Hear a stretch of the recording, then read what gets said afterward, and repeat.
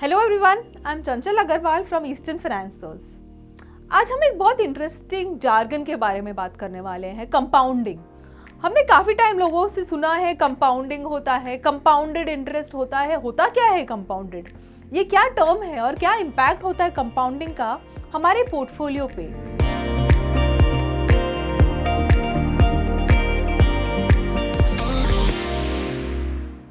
Compounding कुछ नई बात नहीं है। कंपाउंडिंग वो टर्म है जो शायद हमने सदियों से जानते हैं। हमारे फादर्स, ग्रेट ग्रैंडफादर्स, उनके ग्रेट ग्रैंडफादर्स, सबको पता था कंपाउंडिंग क्या है।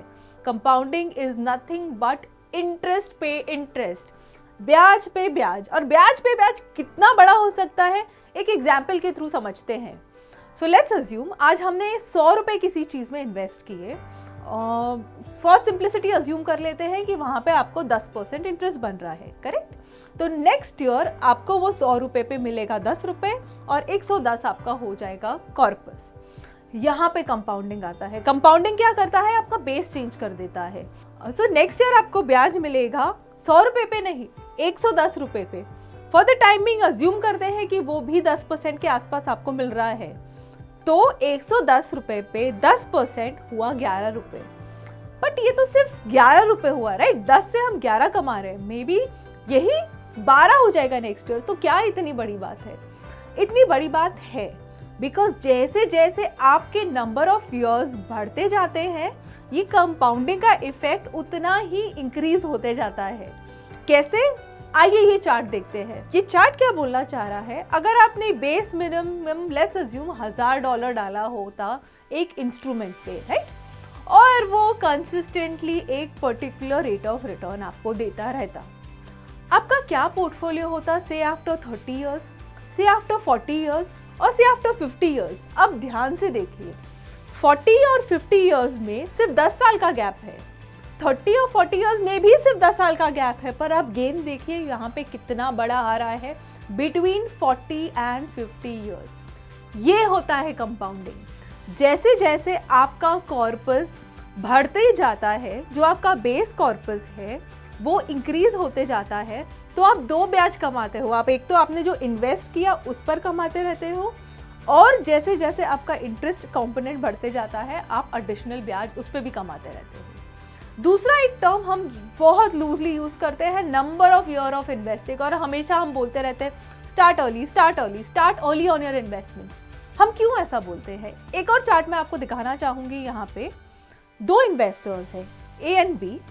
अब दोनों ने 2000 का सिप सोचा हम चालू करेंगे। ए है जो 19 साल का है और बी लगभग 27-28 ईयर्स का है।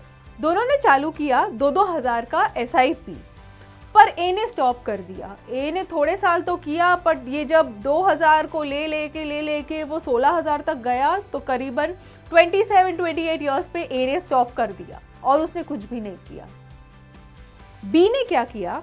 उसने चालू तो थोड़ा लेट किया था, 27-28 के आसपास, पर उसने 58 ईयर तक ये 2-2 हजार देते गए। तो उसने कुल मिलाकर 64,000 का SIP कर लिया वर्सेस ए जिसने सिर्फ 16,000 का SIP किया। अब मुझे बताइए 58 ईयर पे किसका पोर्टफोलियो बड़ा होगा? वेरी सरप्राइजिंग, ए का पोर्टफोलियो बड़ा होगा। और यहीं आता है हमारा कंसेप्ट ब्याज पे ब्याज, कंपाउंडिंग। आप जितना देर और जितना टाइम अपने पोर्टफोलियो को कंपाउंड होने दे, जितना बड़ा आपका इन्वेस्टमेंट पीरियड होगा, उतना ही आपका रिटर्न्स और उतना ही आपका गोल्ड पोर्टफोलियो ज़्यादा होगा।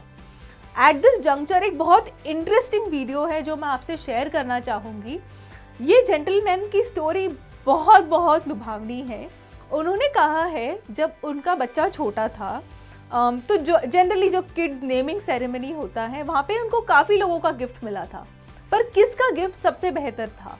आइए देखते हैं ये video. For example, one of my friends whom I admire tremendously, and it's a live example, so it will resonate with your viewers. When my son was 13 or 14 years old, we have a small ceremony to name, for the official naming.